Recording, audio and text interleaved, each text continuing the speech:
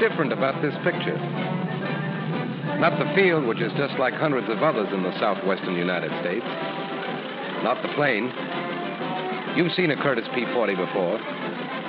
But there is something unique in the picture. It's the pilot. He could be Dick Brown from Sioux City or Frank Jones from Springfield. But he's not. He's Li Yan from Chongqing, China. 现在我们已经接受了近代的空军教育和配备了世界上优良的飞机。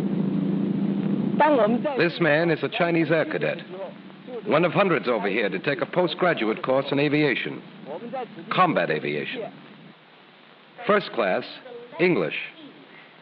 Tough? Just as tough as it would be for any of us to learn Chinese. But these fellows take it in their stride.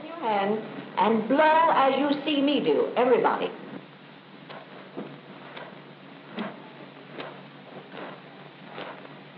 I have written a sentence here using the letter P wherever it was possible. So I'm going to have you say for me, after listening to me, say this sentence with me.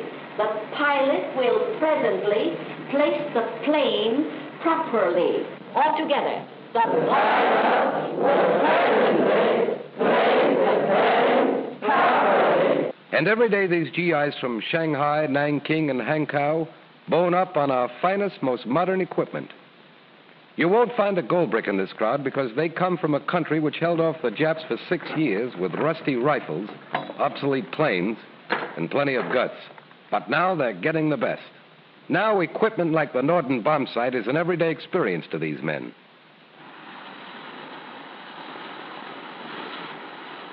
And believe me, every cadet who looks through that eyepiece sees Tokyo below. Like that. Yes, it's a little different for these fellows. They come overseas to train and go home to fight. Hiya, Shang. Hello, Lynn. You can't wear out these guys. They fly the clock around, piling up hours, experience, and skill.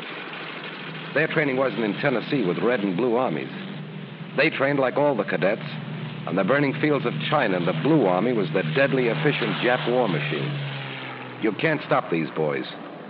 They know the importance of a crack Air Force, and they didn't learn it from headlines or newsreels.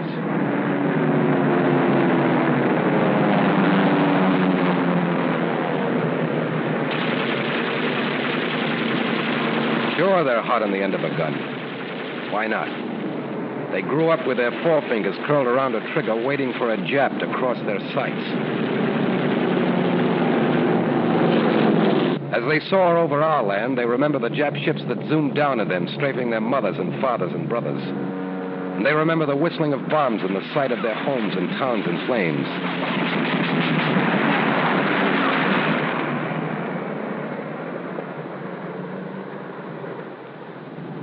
So they fly from sunup to sundown, ceaselessly, tirelessly learning, blasting away at the targets, waiting for the day when they can return to China and with the force of the United Nations behind them, hurl themselves against the Japs.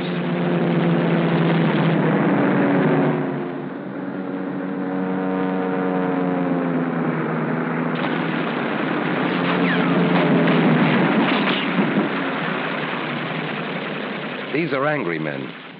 But they're free men, and they sing of the new world they're making.